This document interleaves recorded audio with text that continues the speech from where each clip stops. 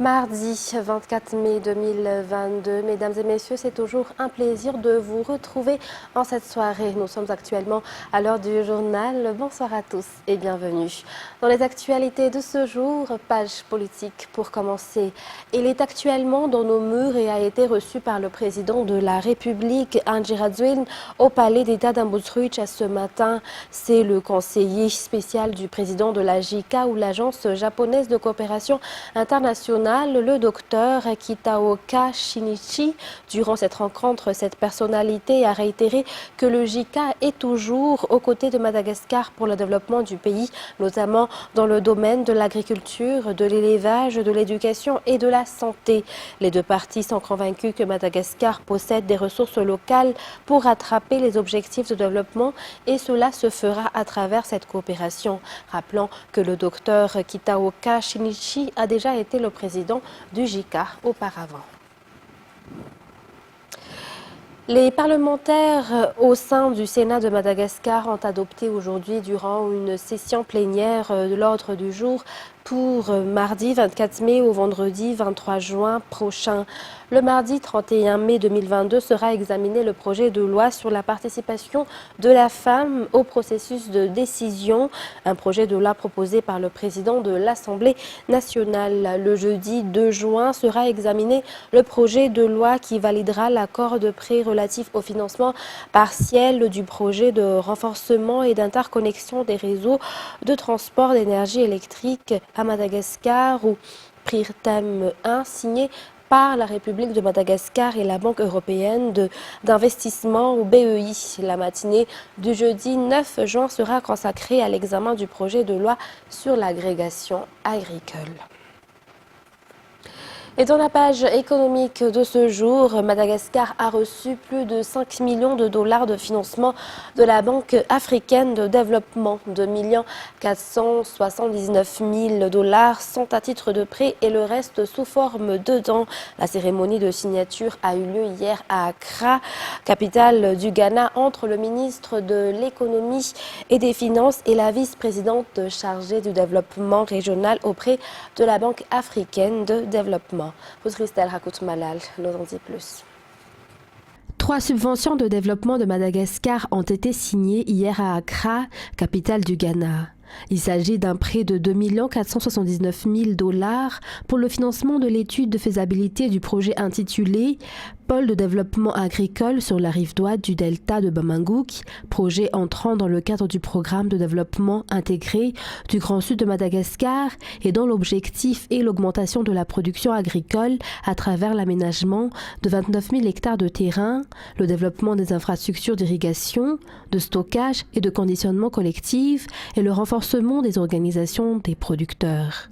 Il a également le financement sous forme de dons de 1 900 000 dollars pour le paiement de la prime d'assurance sécheresse, au développement de solutions pour la gestion des risques climatiques et favoriser l'accès aux solutions de transfert des risques de catastrophes, notamment la sécheresse dans le Grand Sud de Madagascar, dans le cadre du programme ADRIF. Et enfin, un financement sous forme de dons de 1 340 000 dollars destiné au projet de renforcement de la résilience de la gouvernance par la digitalisation auprès Gaudi. Le ministre de l'économie et des finances, Rinja Asmbelu Rabarniri Narson, a représenté le gouvernement malagasy et le vice-président en charge du développement régional auprès de la BAD. Yassine Fall a représenté la BAD et a exécuté la cérémonie de signature. En outre, un autre projet s'inscrivant dans le cadre du FAD 15 est actuellement en cours d'étude et sera soumise pour approbation la semaine prochaine, à savoir la réalisation de la phase 1 du pôle intégré de croissance agricole et agro-industrielle au sud de Madagascar, ou PICAS, d'un montant de 12,5 millions d'UC. L'objectif étant d'améliorer durablement les revenus et la sécurité alimentaire et nutritionnelle des ruraux à Ndjoui et à Nossi.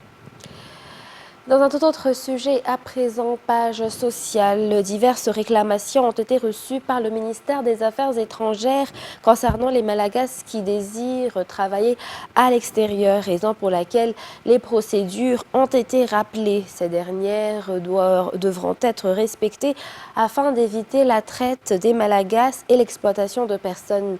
Concernant les jeunes filles au pair, elles sont classées comme des employés domestiques, que ce soit par le pays qui l'accueille que par la loi en vigueur à Madagascar.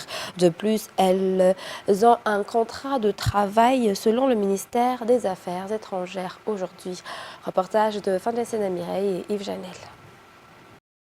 Le ministère des Affaires étrangères reçoit diverses plaintes concernant des cas de maltraitance des employés domestiques malagasy travaillant à l'étranger.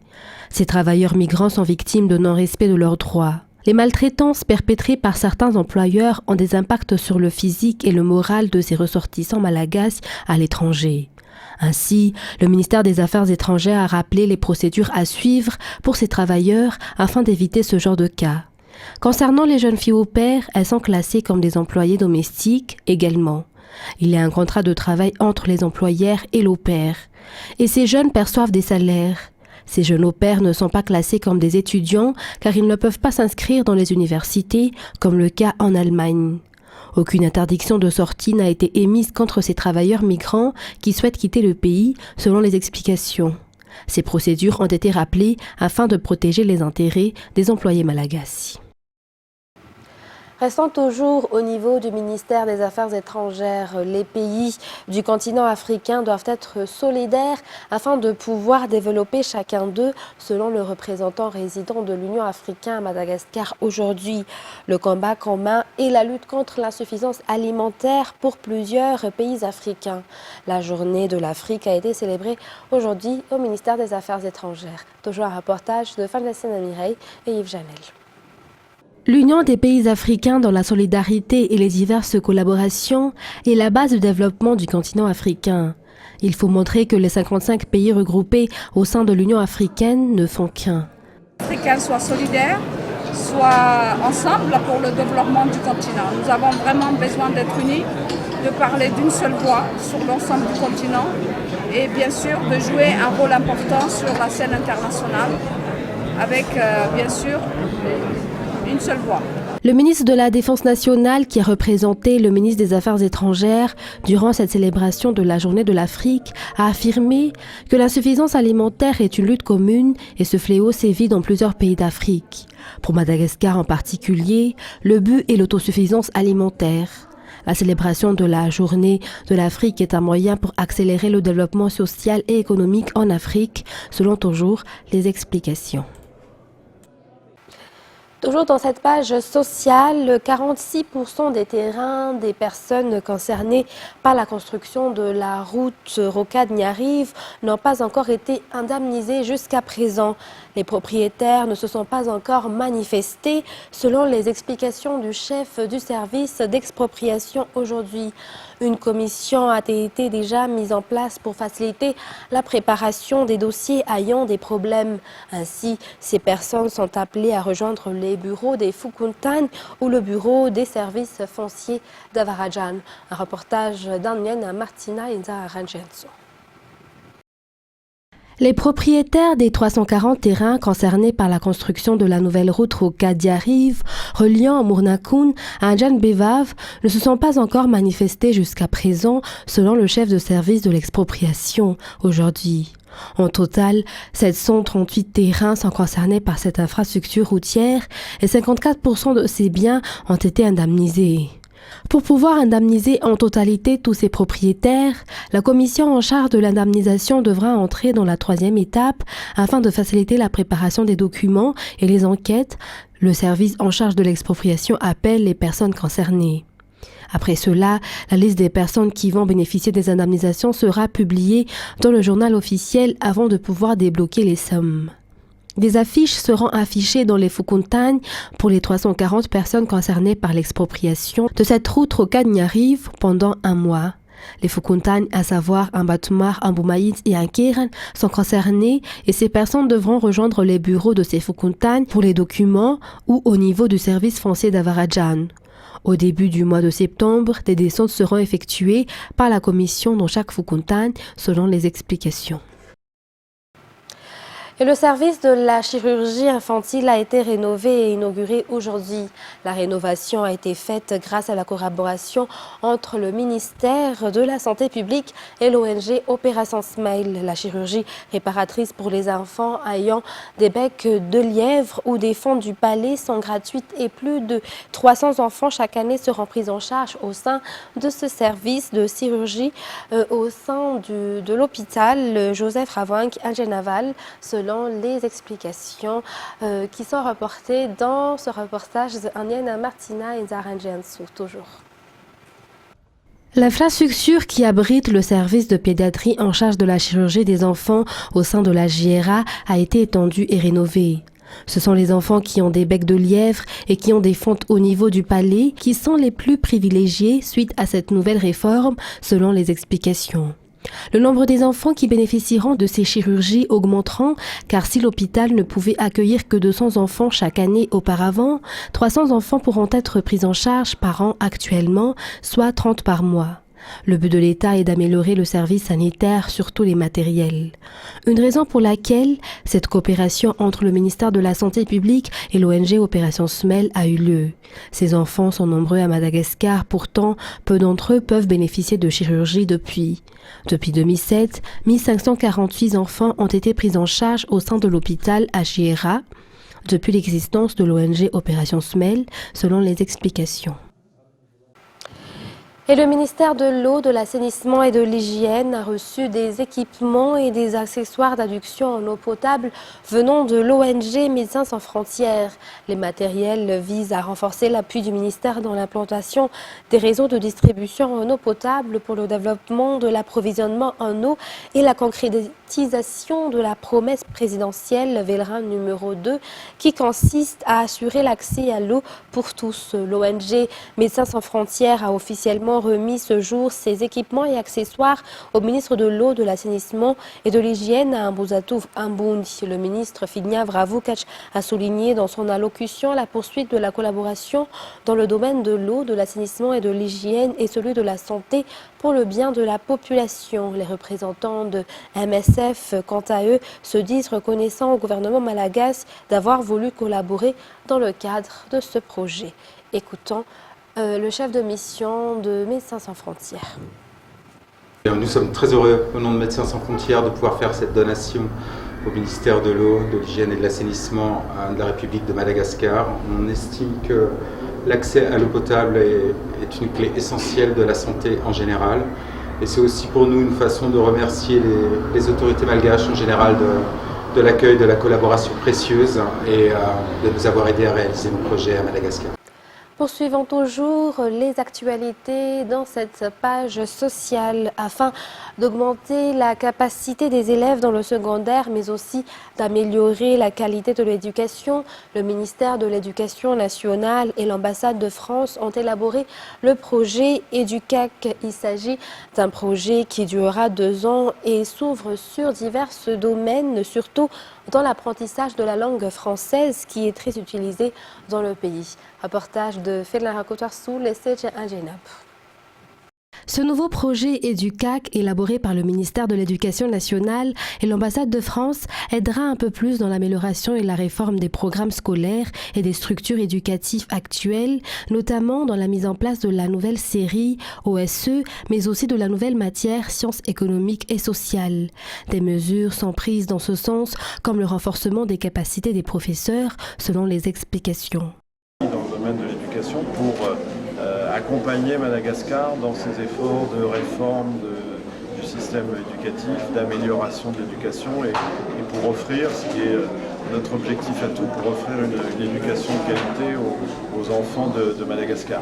Là, plus précisément, il s'agit d'un projet qui rentre dans le cadre de la réforme du lycée, du baccalauréat.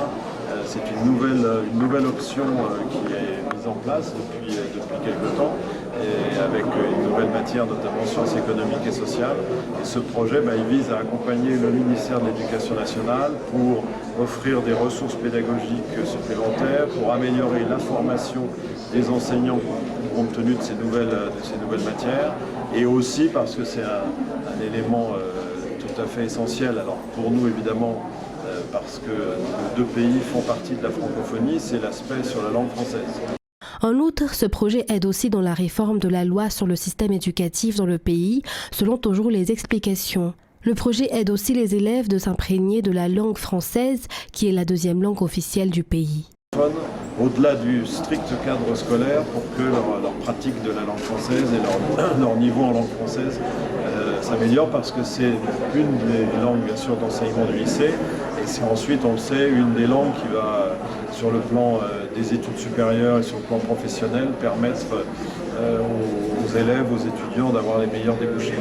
Donc voilà, donc c'est un bon projet. C'est un bon projet aussi parce qu'il a vraiment été co-construit, donc construit en commun par les services du ministère de l'Éducation nationale et nos experts techniques.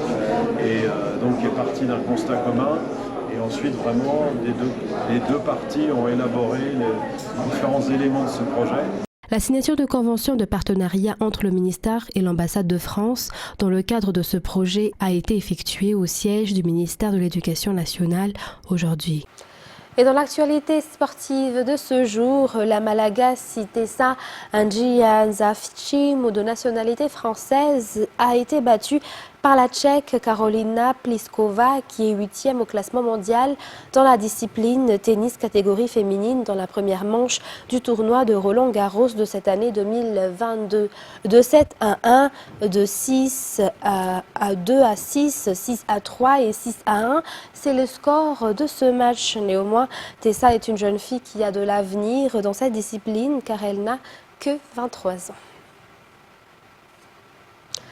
Dans les actualités internationales de ce soir, Santé publique France a annoncé hier que 3 cas confirmés du variole du singe ont été rapportés ce jour dans le pays. L'OMS décompte de son côté moins de 200 cas confirmés et suspectés dans les pays non endémiques. France 24 nous en dit plus.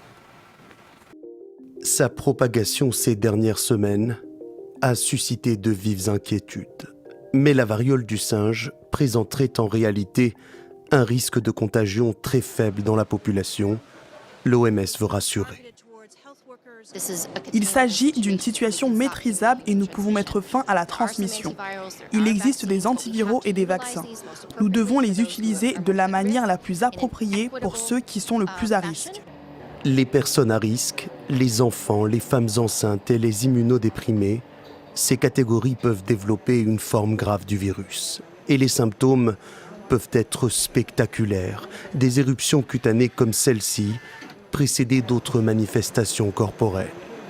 Ça commence par une fièvre et un syndrome grippal avec mal à la tête et des douleurs diffuses.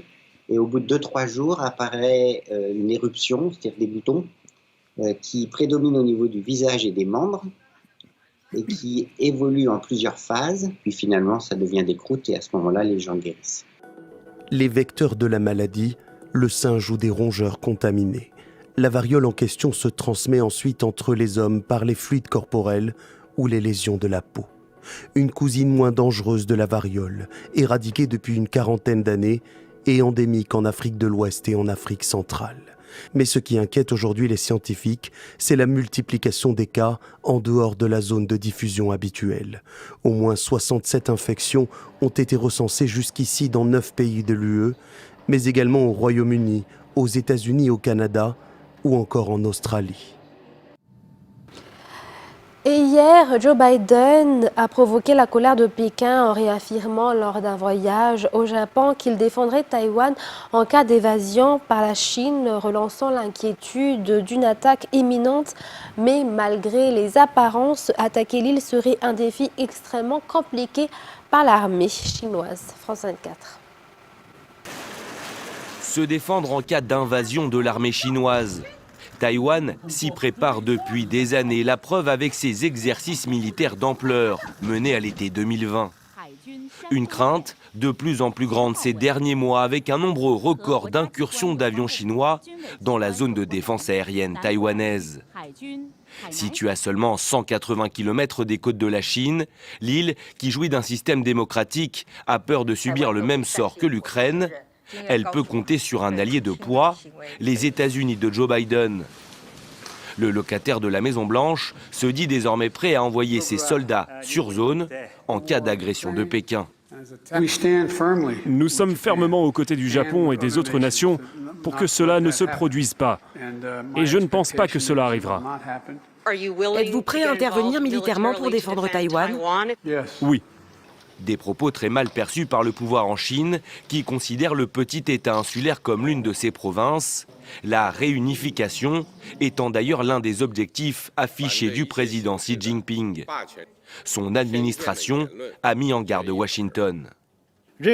Personne ne doit sous-estimer la détermination, la volonté farouche et la puissante capacité du peuple chinois à défendre sa souveraineté nationale et l'intégrité de son territoire. La Chine agira fermement pour sauvegarder sa souveraineté et ses intérêts sécuritaires. Nos paroles seront nos actes.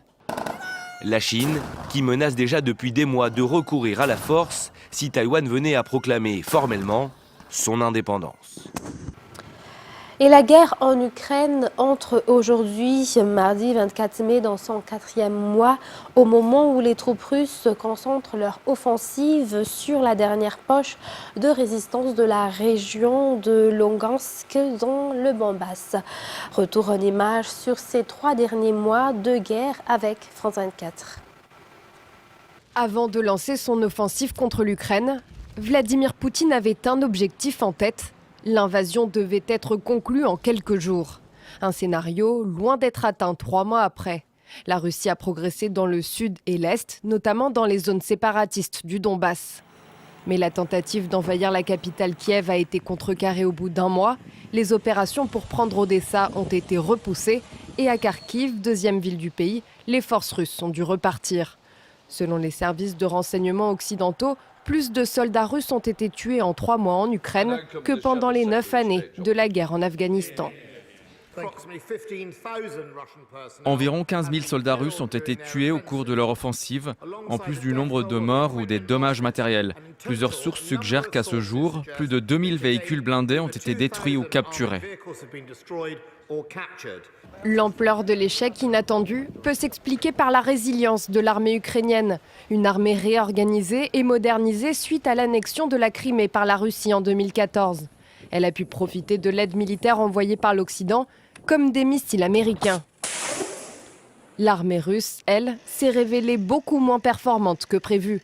Manque d'autonomie décisionnelle, incapacité à coordonner les forces aériennes et terrestres, mais aussi défaut de l'artillerie. Moscou se vante de la mise en service de nouvelles armes censées être surpuissantes. Le 18 mai, Volodymyr Zelensky se moque d'un nouveau laser. Nous voyons qu'au 3e mois d'une guerre totale, la Russie essaie de trouver son arme miracle. Maintenant, c'est un laser. Tout cela montre clairement l'échec complet de la mission. Les échecs de la Russie sur le terrain l'ont conduite à se concentrer sur les bombardements de longue portée, dévastant des villes ciblées comme Mariupol. Mais malgré ces revers, le conflit est loin d'être terminé. Les analystes militaires prévoient une guerre d'usure dans l'est du pays. Mesdames et messieurs, c'est la fin de ce journal. Nous vous remercions de nous avoir suivis jusqu'à son terme. Très bonne suite de programme et très bonne continuation sur Viva. N'oubliez pas votre émission Point de droit, Nizouk avec CE, Nouran Irland, tout à l'heure. Très bonne soirée à tous. Au revoir.